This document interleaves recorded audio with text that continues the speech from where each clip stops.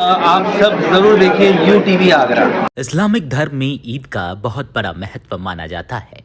Islamic धर्म का यह सबसे बड़ा पर्व है जिसे इस्लाम धर्म के लोग बहुत ही धूमधाम से मनाते हैं। आज 17 जून को इस्लामिक कैलेंडर के मुताबिक बकरा ईद मनाई जाएगी। इस्लामिक कैलेंडर में 12 महीने होते हैं और धुल-हिज इसका आखिरी महीना होता है। ईद उल अज़हा या बकरीद का त्योहार इसी महीने की 10वीं तारीख को मनाया जाता है, जो रमज़ान महीने के खत्म होने के 70 दिन बाद आता है। लेकिन क्या आप जानते हैं कि साल में कितने तरह की ईद मनाई जाती है? कई बार हमारे जहन में यह बात आती है कि आखिर साल में कितनी बार ईद मनाई जाती है। दरअसल ईद तो एक ही होती है जिसमें मीठी सेवइयों से लेकर ईदी तक दी जाती है। आइए आपको बताते हैं कैसी हुई ईद मनाने की शुरुआत और साल में आने वाली हर ईद का मतलब। ऐसा माना जाता है कि पहली ईद पैगंबर मोहम्मद ने 624 ईस्वी में मनाई थी। इस ईद को ईद उल फितर के नाम से जाना गया था। पैगंबर हजरत मोहम्मद ने बद्र की लड़ाई में जीत की खुशी में यह ईद मनाई थी। इस्लामिक परंपरा के अनुसार ईद की नमाज अदा करने से पहले हर मुसलमान को दान देना जरूरी होता है। मीठे ईद के ठीक 2.5 महीने बाद एक और ईद मनाई जाती है। इसका नाम ईद उल अज़हा है। ईद उल अज़हा को ज्यादातर लोग बकरीद और ईद कुर्बानी के नाम से भी जानते हैं।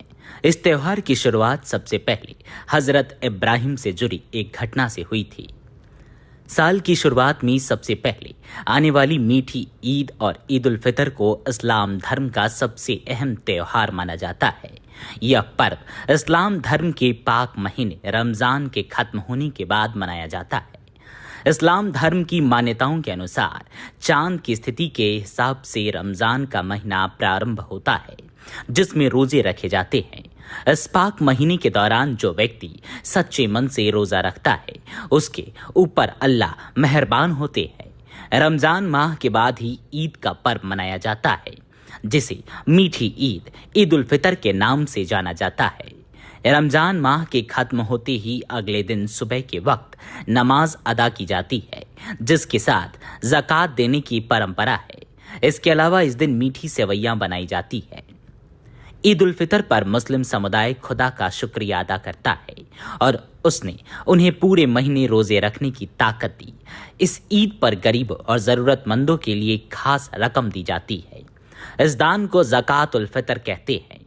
मीठी ईद के दिन नमाज के बाद परिवार के सभी लोगों को फितरा दिया जाता है, जिसमें 2 किलो ऐसी चीज दी जाती है जिसे हर दिन खाया जा सके।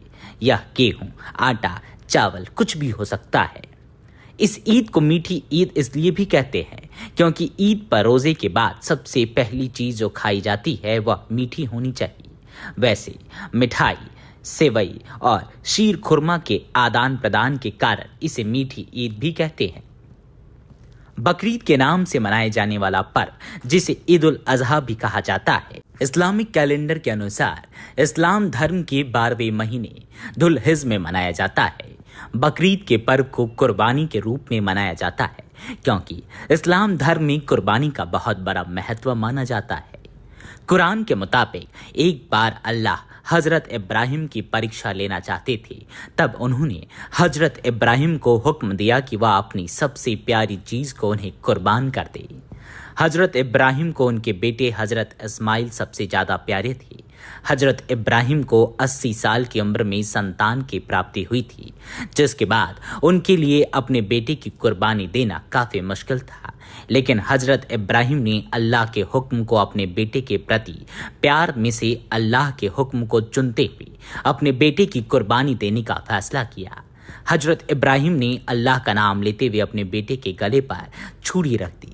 लेकिन जब उन्होंने आंख खोली तो उन्होंने देखा कि उनका बेटा उनके बगल में जिंदा खड़ा है और उसकी जगह एक बकरे जैसा दिखने वाला जानवर कटा हुआ पड़ा है, जिसके बाद अल्लाह की राह में कुर्बानी शुरू हो गई।